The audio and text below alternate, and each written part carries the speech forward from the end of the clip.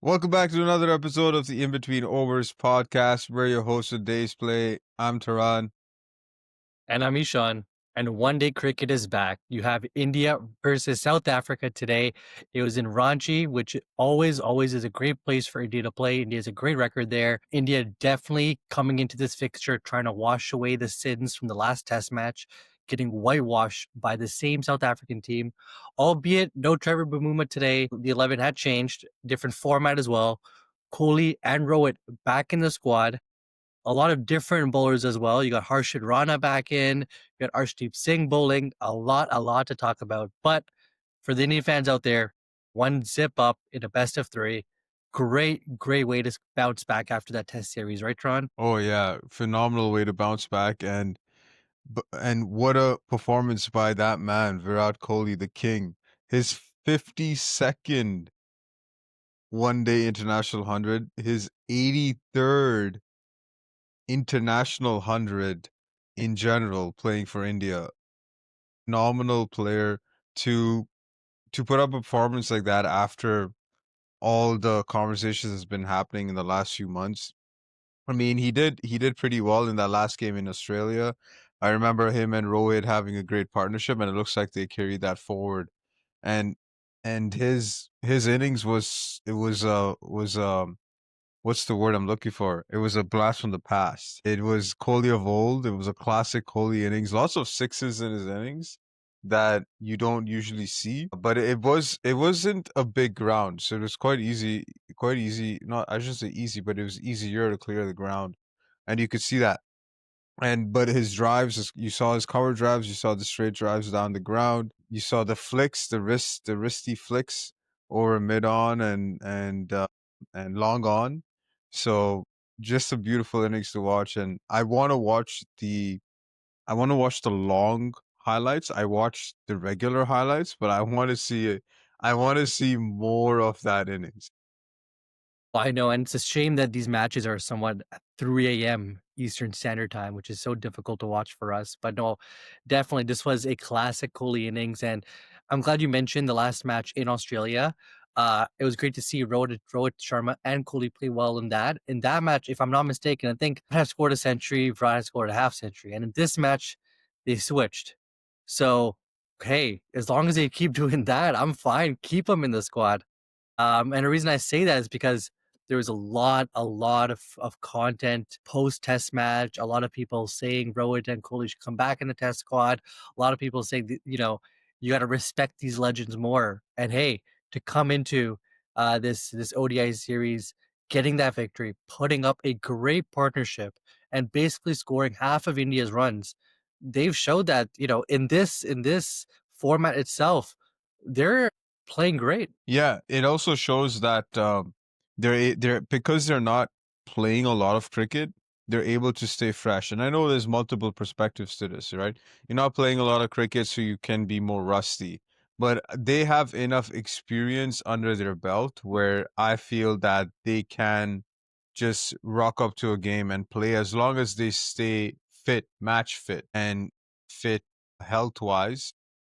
I think if they're able to maintain that, they'll be able to perform because they can stay fresh from not playing a lot of games. Yeah, no, exactly. And I think Harsha Bogli did have a chance to speak to Kohli post match. He did win Man of the Match award, and he did ask him and talk to him about fitness.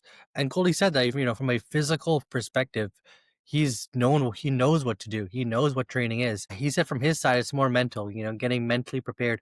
But he did admit that because he's at 37 now, he may need one or two extra rest days between innings. So he did say that. So that the body definitely needs to recover, and we all get that. But to your point, Ron, you're not playing three formats anymore, right? So you Yeah. are sort of sticking to one format. So you're right. It does help the body. Yeah, absolutely. They get all that rest that they can do that they need at this age. So, awesome. So India batted first. They lost the toss again. And before we get into the match, let's just talk about squads. So Rishabh Pant was in the squad, and who's the other? There was someone else in the squad. It's slipping my mind. But India ended up going with Ruturaj Gaikwad at that number 4 spot. What are your thoughts on that? Look, I think post-test series against South Africa, there was a lot of stick given to Gautam Gambhir and Ajit Agarkar for not selecting those who do perform in domestic. So I think this is potentially a sort of doing that for those critics there. But then again, Gaikwad's an incredible player, and they have given them chances here and there. So I thought it was a decent pick. Of course, with the injuries, we know that if everyone is fit, Gaikwad potentially wouldn't fit the 11. But I did not think it was. I did not think anything bad of giving him another shot. It was Tilak Varma. Tilak Varma was the other option at number 4, and I would have thought it would have been Tilak Varma. So I was quite surprised to see Ruturaj Gaikwad get the nod ahead, just because his style of play is very similar to a Virat Kohli or Rohit Sharma, where he doesn't go bonkers right away. He takes his time. Not to say Tilak Varma does, but Tilak Varma is more of a flamboyant player. At least that's what he's shown. And I thought they would go Mhm. down that path, especially because Tilak's lefty as well. But they played Ruturaj Gaikwad, and that was good to see. He didn't have an impact. It was a great catch that got him out. Phenomenal catch. A I don't know where great South Africa catch. played these catch. This reminds me of the South Africa of old with their fielding and their catches as they've been taking recently. But anyways, Gaikwad wasn't able to put up a score, but I think his selection was a good selection. And let's see how he does in the rest of the one days. I think he'll probably play this entire series. And then Rahul as captain. We didn't really talk about that. That I don't know how I feel about that. I feel he showed. It seemed like we don't know from Rahul, and we're just going by what we see, but it By felt like vibes. Rahul By didn't want vibes. want yeah, yeah.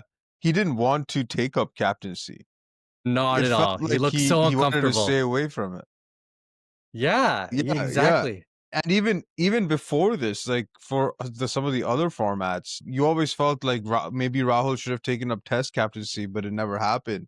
And no one really knows what, whether it was Rahul's decision or someone else or the management saying that it shouldn't be him. This is where I don't know. I thought Rahul didn't want to be the captain in any format, period, even the IPL. But I guess he changed his mind, or maybe team management saw that he was the best option for the job given the rest of the players in this team. Like who else would you make captain in this team right now? Are you going back to Rohit Sharma, Virat Kohli? Probably not. No, and you raised such a good point there, and this reminded me of the famous Rishabh Pant sledge to Tim Payne in Australia, where he's like, "Have you ever seen a temporary captain?" Yes, we saw one today. The temporary captain being KL Rahul. Look, I agree, and I think this is what you were alluding to. I think if you literally go one name if you go one name, sorry, if you go name by name in the list of the 11, he is the most middle ground captain option. And because like to your point, half of these players here are new. You wouldn't give them the captaincy, but because of the injuries. But you're named. As you go down the list, you do hesitate at Rohit Sharma, and I don't think that if they made him the captain, it would have been much of an issue. I think it would have hurt the ego of Gautam Gambhir because obviously he's the one who stripped him of the captaincy. But I think because of you land on KL Rahul's name, and and I get this feeling as well. No one on the team is gonna mind. No one in the setup in BCCI is gonna mind because he's just that like staple boy of hey, we know everyone here knows it's temporary. Yeah, we know you won't say anything about it, so let's put you as temporary captain. It could have gone to Jaddu, but I don't think Jaddu wants captaincy either. No, no, no. I think Judge just runs away from that sort of stuff. Yeah. Yeah, we saw that with CSK. And so that's Yeah. interesting that Gaikwad's in the squad too, because potentially he's future captaincy material, but he hasn't locked his spot in the lineup just yet. So yeah, Rahul makes sense from that perspective. If you look at the rest of the team, there isn't much options with Gill out and then Rishabh Pant not getting picked in the 11, which should we talk about that? Would you have automatically picked him in this 11? Yeah. I think probably would. You would have. I would have. Interesting. You I think, and again, who does you replace? I think you could have taken out Washington Sundar. Really? Okay. I would have taken out Washington Sundar. I And don't then know. you're I only feel left with like 5 bowlers. yeah, and I do see that. I do see that. Then you may have to look at other players, but I think Rishabh Pant fits in. You gotta trust him. He is that guy. And I know he hasn't played well. I was critical of him in the test match as well, but I think he does fit into the ODI squad. Other T20, sure, there's obviously a lot of stick there against him. I think ODI and test, he's there for sure. Okay, okay. I see that point. So India lose the toss yet again. I don't think they've won a toss in the white ball format since 2023. Is what I Yes, heard. 2023. Yes. That is phenomenal. The I semifinal of the 2023 World Cup, I heard. Oh wow. Oh wow. That to to to bet against that, you gotta be a seriously big risk taker when it comes to betting to bet against that. Because you would think like any game now, India would win the toss. Like there's the probability of that happening for 2 years straight is just insane to think about. I know it's unreal, and I think they showed the mathematical probability, and it's a crazy, crazy fraction. Yeah. Yeah. Yeah, so India bat first. They got off to a decent start. Yashasvi Jaiswal, believe it or not, playing his second one-day international. Feels like he's been an international player for a while now, but he's still so young, and but he's still young to the ODI team. And Hmm. good start, good start. Got a good ball by Nandre Berger. Then we had Roko at the crease, and they put up a phenomenal partnership. I think it ended up being a 136-run partnership. Rohit Sharma's couple of classic Rohit Sharma slog sweeps in there as well. And we already talked a lot about Kohli.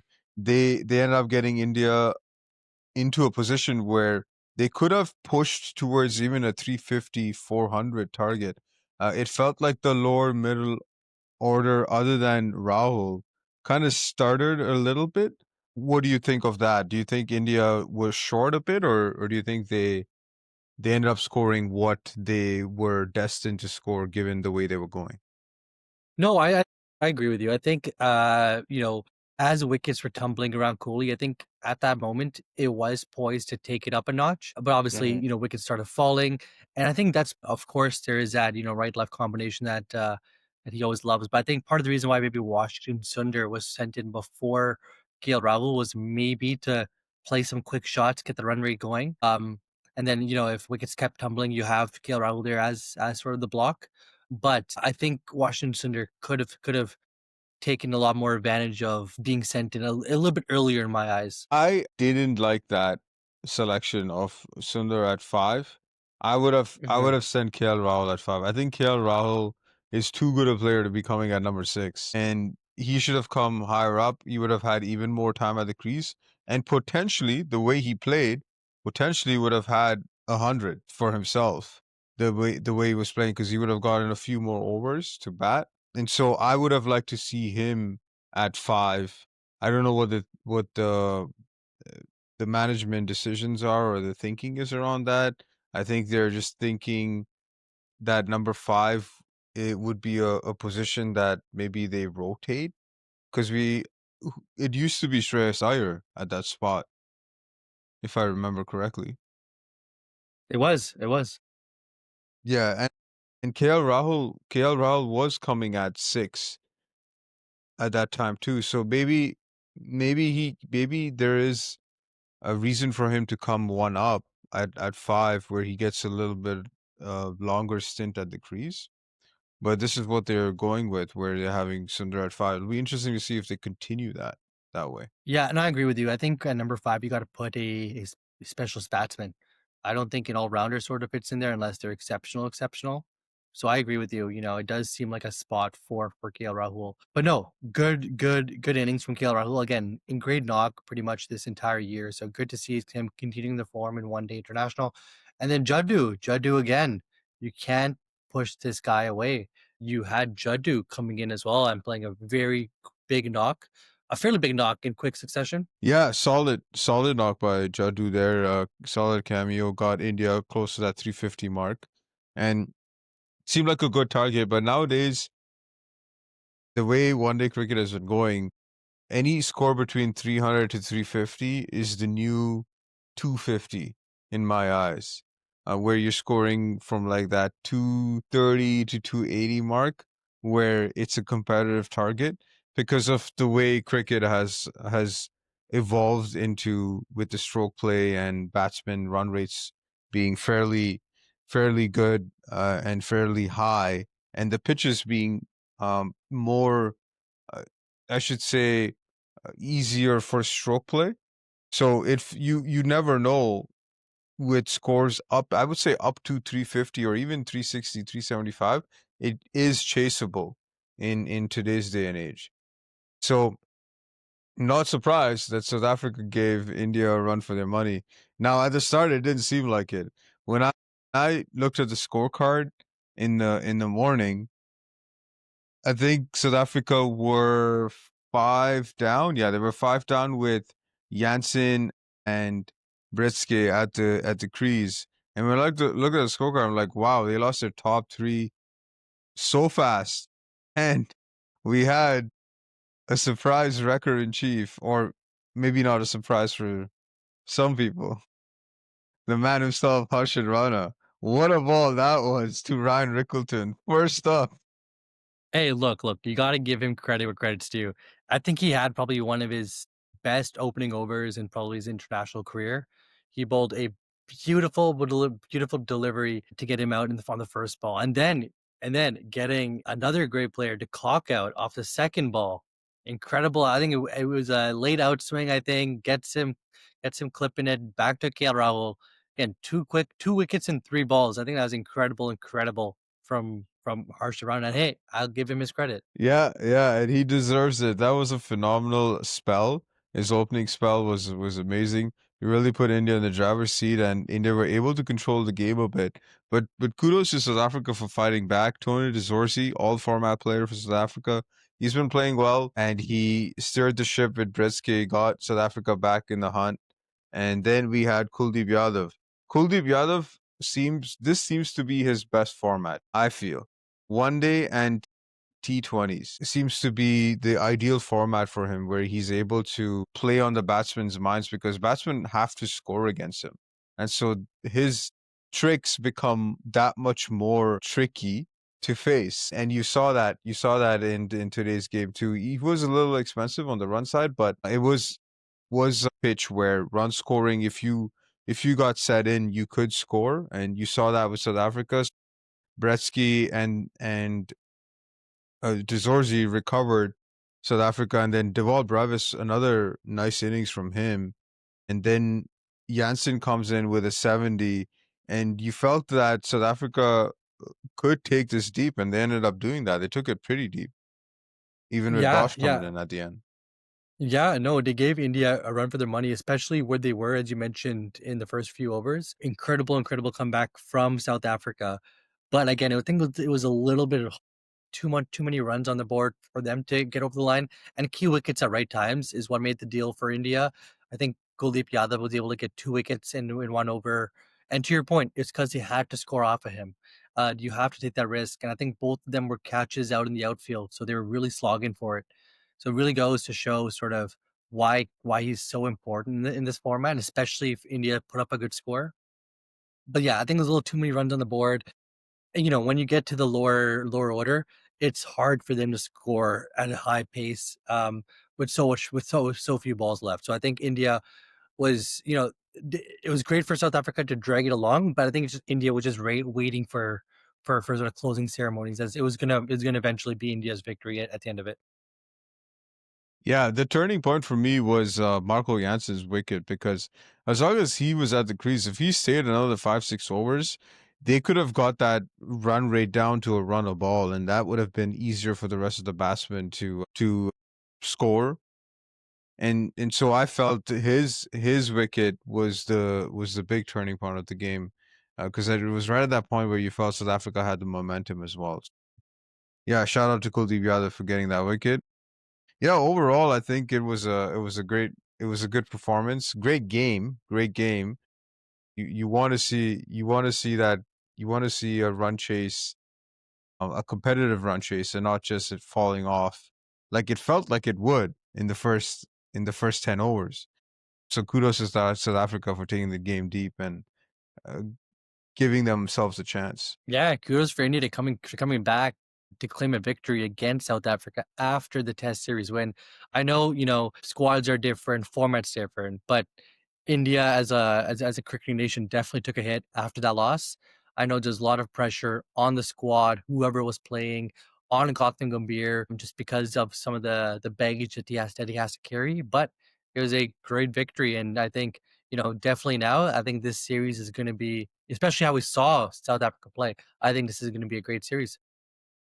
Yeah, looking forward to it. 2 more games to go. India in the driver's seat. Let's see how this goes. Until then, that's thumbs.